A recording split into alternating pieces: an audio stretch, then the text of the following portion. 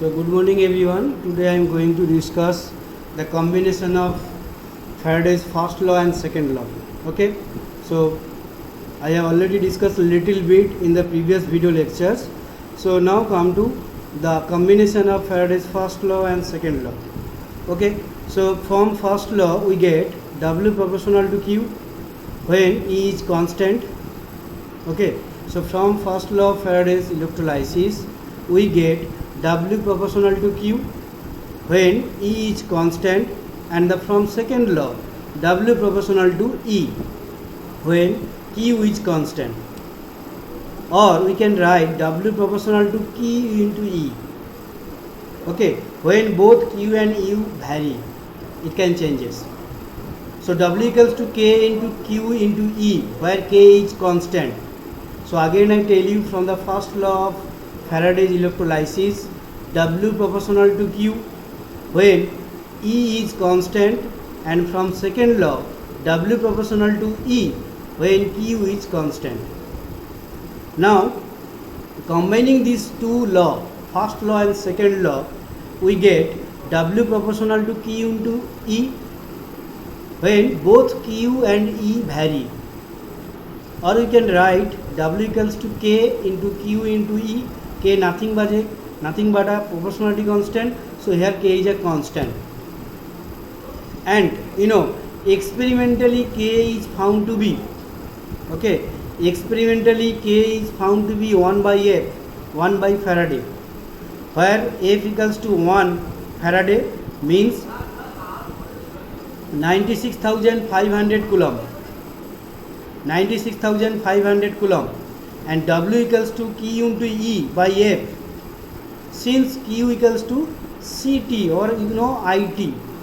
So again I tell you, experimentally K is found to be 1 by F, where F equals to 1 Faraday, that is 96,500 coulomb, and W equals to Q into E by F, since Q equals to C into T, where C equals to current in ampere and T equals to time in second. Okay, and we know W equals to E into CT. CT means that is the value of Q. So we get W equals to, W equals to Q. So putting the value of Q, so we know E into CT, divided by F. So this one, come to this, W equals to Q into E by F. So Q CT into E by F, or W equals to ECT by 96,500. Why? Because the value of F is 96,500. So combining first law and second law, what we have got? We got W equals to Q into E by F, one form, or you can write W equals to E into CT by F, E into CT by F. So that is the combination of first law and second law of Faraday's electrolysis. So again I tell you, the W equals to Q into E by F. So W equals to E into CT by F, or W equals to ECT, E capital, C small and T small, current and time, divided by 96,500. I just put the value of F, nothing else. So now come to prove that 1 Faraday of electricity. So 1 Faraday of electricity is required to liberate 1 gram of equivalent of a substance at the electrode. So to prove that 1 Faraday of electricity is required to liberate 1 gram of equivalent of a substance at the electrode, we know W equals to Q into E by F. W equals to weight of substance in gram deposited at the electrode, and E equals to equivalent weight of the substance, and Q is the quantity of electricity passed through the electrolyte. So W equals to Q into E by F. W equals to weight of the substance in gram deposited at the electrode, E equals to equivalent weight of the substance, and Q equals to quantity of electricity passed through the electrolyte, or Q equals to W by E into F. So Q equals to W. From this relation we can write Q equals to W by E into F. If 1 gram equivalent of a substance is liberated by the passage of Q coulomb of electricity, then we get W equals to E. So again I tell you, if 1 gram equivalent of a substance is liberated by the passage of Q coulomb of electricity, then we have W equals to E, or you can write Q equals to E by E into F.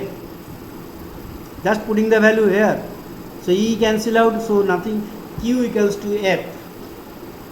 So we are able to establish the relations W from W equals to Q into E by F, Q equals to F. Okay. When 1 gram of equivalent of a substance is liberated by the passage of Q coulomb of electricity, then W equals to E. Now putting the value of W in this equation, we get E cancel out, E equals to F. So 1 Faraday of 96,500 coulomb of electricity will be required for the liberation of 1 gram equivalent of a substance at the electrode. So 1 Faraday of 96,500 coulomb of electricity will be required for the liberation of 1 gram equivalent of a substance at the electrode. From these relations we can conclude that. Now how to get this value 96,500? Let's see. Numerical value of F. We know that EC of hydrogen, electrochemical equivalent of hydrogens and silver are 0.40104 gram per coulomb, or you can say 0.000104, or you can say 0.40104 gram per coulomb and 0.001118 gram per coulomb respectively. The equivalent weight of hydrogen equals to 1.008. You know, the equivalent weight of hydrogen equals to 1.008 and that of silver 107.88. So that is the equivalent weight of hydrogen, 1.008, and that of silver 107.88. Now come to 0.40104 gram of hydrogen is liberated by 1 coulomb of electricity. So 1.008 gram of hydrogen is liberated by 1 into 1.008 divided by 0.40104, that is nothing but a 96,500 coulombs approximate. So again 0.00118 gram of silver is deposited by 1 coulomb of electricity. So 107.88 gram of silver is deposited by 1 into 107.88 by 0.00118 equals to 96,500 coulomb approx. Thus it is seen that 96,500 coulomb of electricity are required to liberate 1 gram equivalent. So thus it is seen that the 96,500 coulomb of electricity are required to liberate 1 gram equivalent or 107.88 gram of silver or 1.008 gram of hydrogen. Next move on. From the relations among Faraday, Avogadro number and charge of an electron. So what is the relations? So charge of 1 gram ion equals to charge of 1 gram equivalent into valency. Okay, so charge of 1 gram ion equals to charge of 1 gram equivalent into valency equals to 1F into N. Since charge of 1 gram equivalent equals to 1 Faraday and valency of an anion is equal to whole number. Since charge of 1 gram equivalent equals to 1 Faraday and valency of an ion is equal to whole number, so charge carried by 1 gram ion of an substance equals to N into F.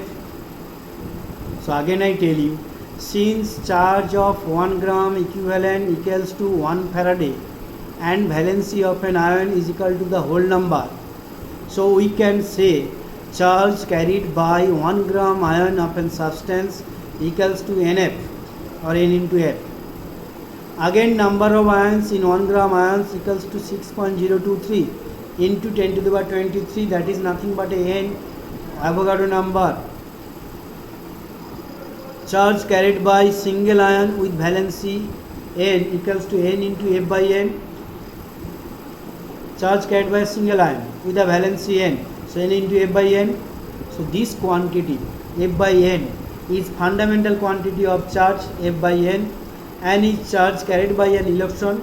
So we can write F equals to, very important, you should remember, capital F, Faraday equals to n into E. That is Faraday equals to Avogadro number into charge of electron. So that is the relations among Avogadro number, charge of electron and Faraday. So F equals to n into E. Okay. Now come to the application of Faraday's law of electrolysis. What are the application of Faraday's laws of electrolysis? So first one is electroplating. The application of Faraday's laws of electrolysis. It is the depositions of a thin film of copper, silver, gold, etc.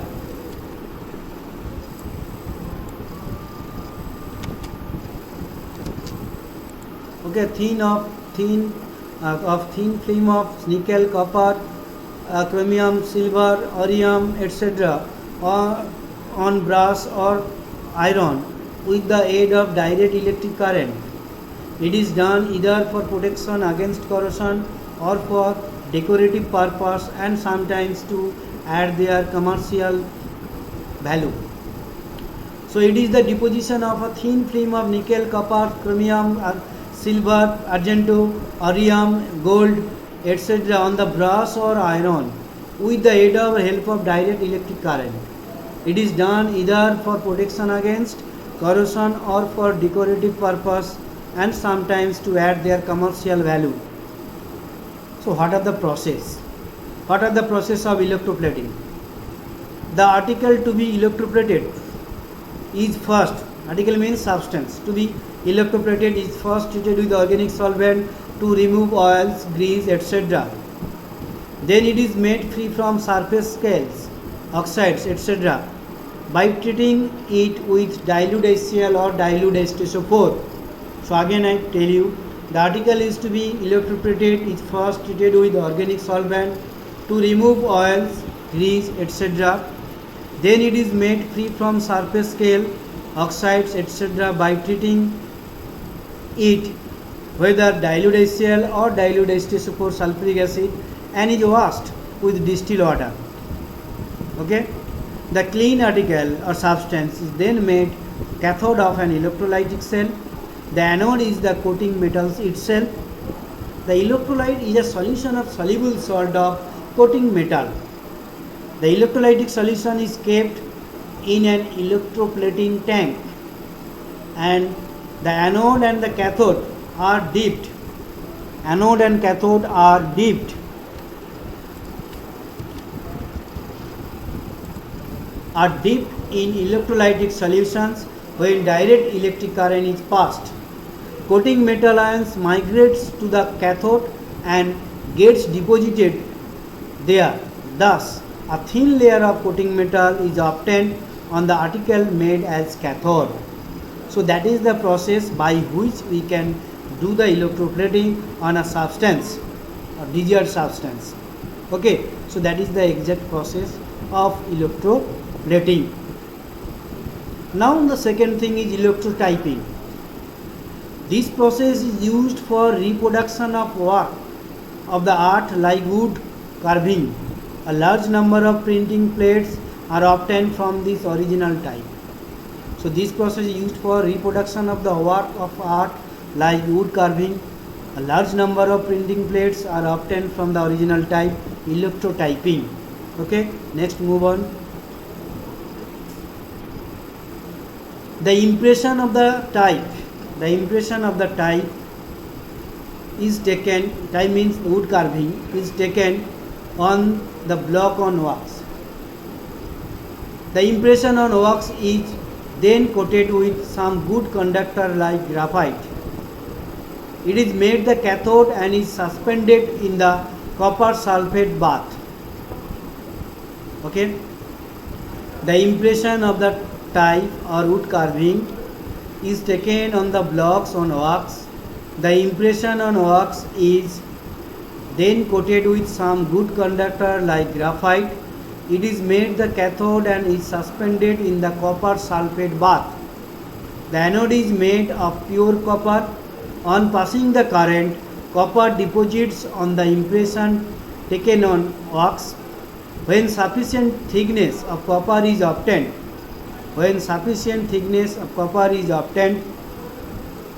it is removed and the wax melted. The back side of the copper is filled with lead for making it stronger. These impressions of the type wood carving in copper is now used for large scale of printing purpose. Okay, so this is the used for large scale of printing purpose. Electrotyping. Now books are printed from electrotype. So books are printed from electrotype. A wax or plaster of Paris impression is first made of ordinary types and is then covered with graphite powder to make the surface electrically conducting. So again I tell you, books are printed from the electrotype. A wax or plaster of Paris impression is the first made of ordinary types and is then covered with graphite powder to make the surface electrically conducting. The surface is copper plated by making it the cathodes in an electrolytic cell, where the anode is pure copper and its electrolyte is acidified with copper sulfate solution. When the thick plate has been formed, it is detached from wax by melting it, or the plaster of Paris is removed. Printing is then done from copper plates. The third one is electro-refining of metal. Electro-refining of metal. In an electrolytic cell, pure metal is used as cathode. So in an electrolytic cell, pure metal is used as cathode, impure metal as anode, and electrolyte. So in an electrolytic cell, pure metal is used as cathode and impure metal as anode and electrolyte. A soluble salt of the metal on the electrolysis, pure metal, by mistake it is, so pure metal is deposited at the cathode. Aluminium, copper, zinc, etc. are purified by this method. So in an electrolytic cell, pure metal is used as cathode, impure metal as anode and the electrolyte. A soluble salt of the metal on electrolysis, pure metal is deposited at the cathode. Aluminium, copper, zinc, etc. are purified by this method. Okay. Now electrolysis of copper sulfate solution. This is also very important. Electrolysis of copper sulfate solution. In aqueous solution, copper sulfate ionizes or dissociated as copper sulfate. This is the reversible sign. Okay, you should put reversible signs. So copper sulfate, copper 2 plus plus SO4 2 minus. So copper sulfate gets dissociated into copper 2 plus and sulfate 2 minus. And water also ionizes to some extent, as water gets dissociated H plus plus OH minus. So in aqueous solution, copper sulfate gets ionized as a copper 2 plus and sulfate 2 minus, whereas water is also ionizes to some extent H plus plus OH minus. Okay. So in a solution of copper sulfate in water, there exist 4 ions. So in a solution of copper sulfate in water, there exist 4 ions, which copper 2 plus, H plus as cations. So copper 2 plus, H plus as a cations, and SO4 2 minus and OH minus as anions. So again I tell you, in a solution of copper sulfate in water, there exist 4 ions, viz. Copper 2 plus and H plus as cations, and sulfate ions and OH minus ions as anions. Okay. Different products are obtained at the electrodes. Different products are obtained at the electrodes by electrolyzing aqueous copper sulfate solution with different electrodes. So in a solution of copper sulfate in water, there exist 4 ions. How? Copper 2 plus, SO4 2 minus, and water H plus plus OH minus. So H plus, copper 2 plus cations, and SO4 2 minus, OH minus becomes anions. Okay. Different products are obtained at the electrodes by electrolyzing aqueous copper sulfate solution with different electrodes. So that is the electrolysis of copper sulfate solution. So this is the, again we have continuation part. So we move the next slide. With platinum electrode, what will happen? When aqueous solution of copper sulfate is electrolyzed with platinum electrode, both copper 2 plus and H plus ions move towards the cathode, but copper 2 plus ions preferentially discharged here and metallic copper is deposited at the cathode. What I told you, with platinum electrode what will happen? When aqueous solution of copper sulfate is electrolyzed with platinum electrode, both copper 2 plus and H plus, that is cations, are moved towards the cathode, but copper 2 plus ions preferentially discharge here and metallic copper is deposited at the cathode. So metallic copper is deposited at the cathode. Similarly, with OH minus and sulfate ions, previously talking about the cations, similarly OH minus and sulfate ions, that is anions, move towards the anode, where OH minus ions are discharged in preference to sulfate ions, and thus O2 gas is evolved at the anode. Similarly, OH minus and sulfate ions moves towards the anode, and OH minus ions are discharged in preference to sulfate ions, and thus O2 gas is evolved at the anode. When all copper 2 plus ions are deposited, only H2SO4 remains in solution. So the electrode reactions takes place as shown below. At cathode, copper 2 plus accept dash 2 electrons, become copper solid, and anode OH minus loses that electrons, 4OH becomes water and oxygen. So oxygen evolved. So what will happen? You see, so electrolysis of copper sulfate solution. This is the copper sulfate solution. This is as a cathode, and this is a anode. Okay. So cathode anode is connected by means of wire. Okay. So now come to with copper electrode. So now with copper electrode, with platinum electrode, I have explained the fact. Now come to with copper electrode, what will happen? When an aqueous solution of copper sulfate is electrolyzed,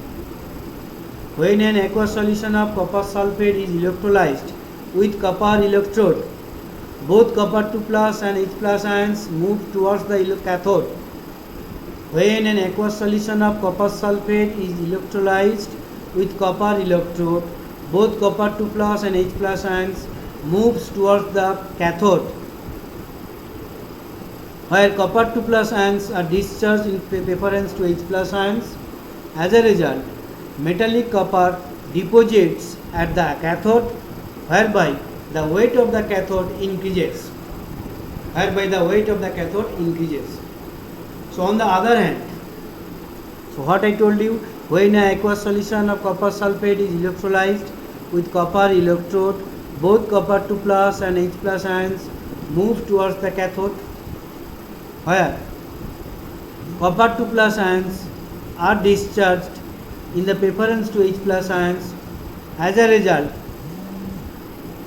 result, metallic copper deposits at the cathode, whereby the weight of the cathode increases. Okay. On the other hand, both sulfate and OH minus ions move towards the anode, but none of them is discharged there. The electrons are removed from easily from copper than from these ions. As a result, the copper atoms from the anode gradually pass into solution as copper 2 plus ions, whereby the weight of the anode decreases. An equivalent amount of copper 2 plus ions are deposited at the cathode and dissolve out from anode at the same time. The concentration of copper sulfate in electrolyte remains constant. So on the other hand, both sulfate ions and OH minus ions moves towards the anode, but none of them is discharged there. The electrons are removed more easily from the copper than from these ions. As a result, the copper atoms from the anode gradually pass into solution. So copper atoms from the anode gradually pass into solutions as copper 2 plus ions, whereby the weight of the anode decreases. An equivalent amount of copper 2 plus ions are deposited at the cathode and dissolve out from anode at the same time. The concentration of copper sulfate in electrolyte remains constant. So the concentration of copper sulfate in electrolyte remains constant. How? At cathode, copper 2 plus accept these two electrons, okay, and anode copper loses these two electrons, becomes copper 2 plus, okay. So that is the with copper electrode, okay. So next move on.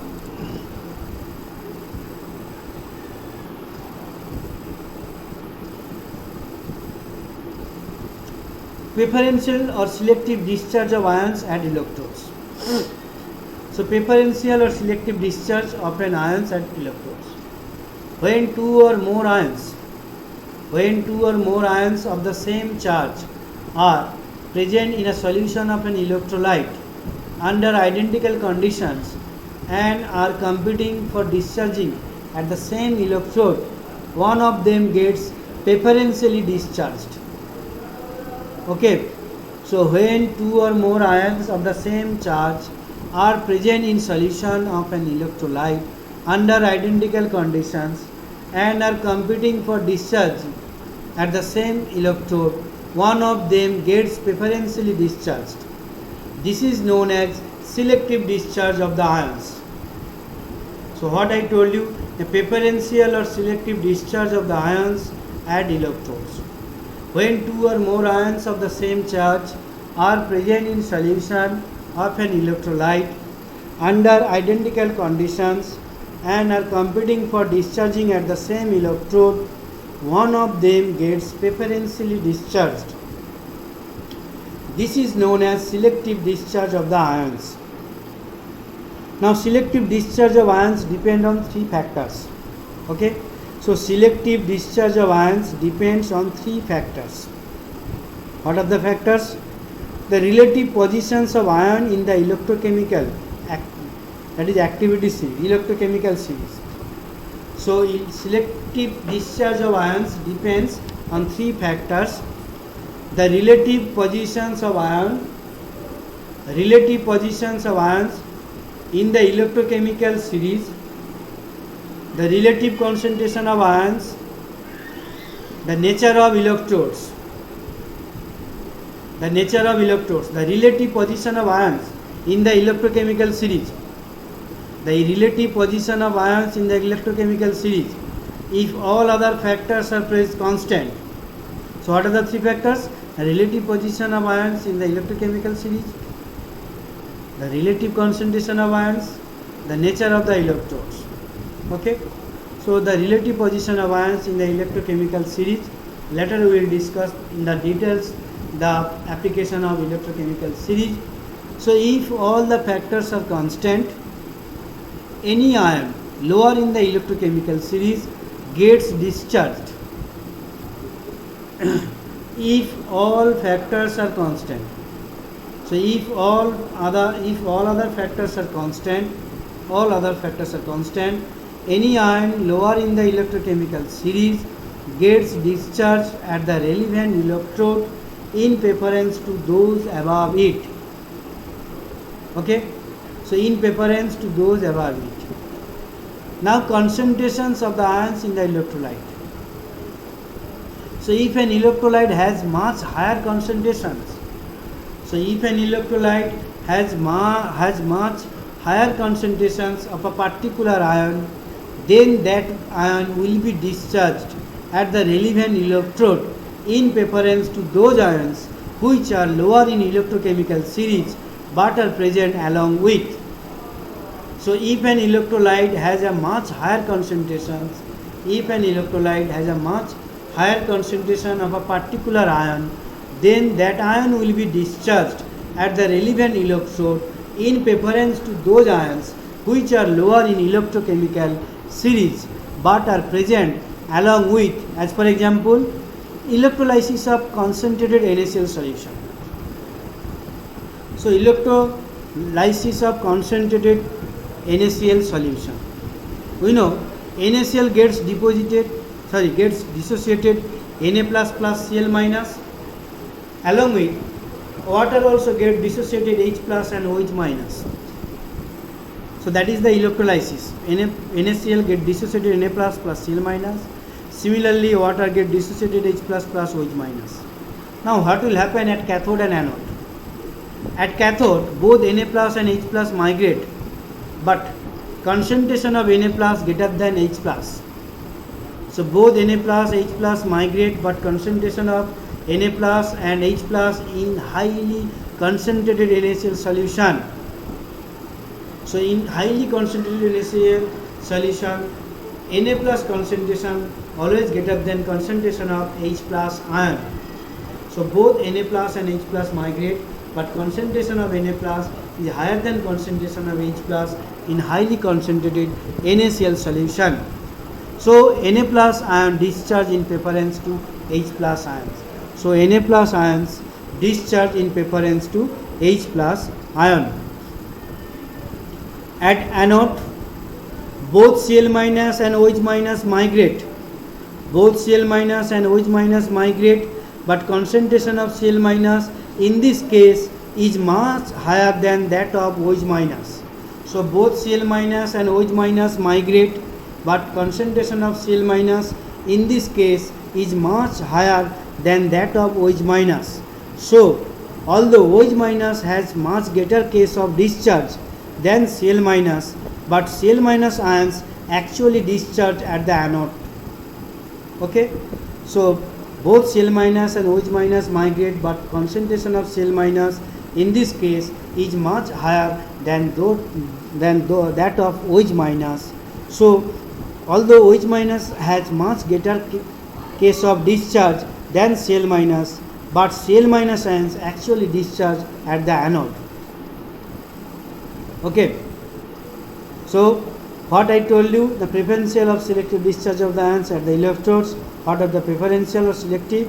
Selective discharge, 3 points: relative positions of ions in the electrochemical series, relative concentration of ions, and the nature of electrolytes. As you know, relative position of the ions, if all other factors are constant, any ion lower in the electrochemical series gets discharged at the relevant electrodes in the presence of those above it. What are the concentrations?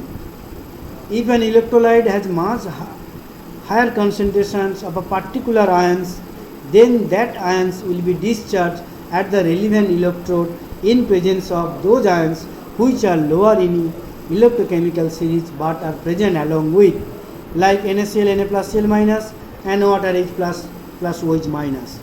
Similarly, at cathode, both Na plus and H plus migrate, but concentration of Na plus is always greater than H plus in highly concentrated NaCl solution.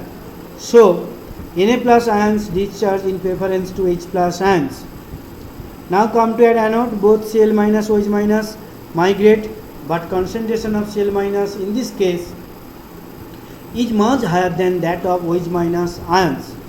So we can say, although OH minus ion has much greater case of discharge than Cl minus, but Cl minus ions actually discharge at the anode. So this is the preferential selective discharge. So I hope you are enjoying this video. Thanks for watching this video.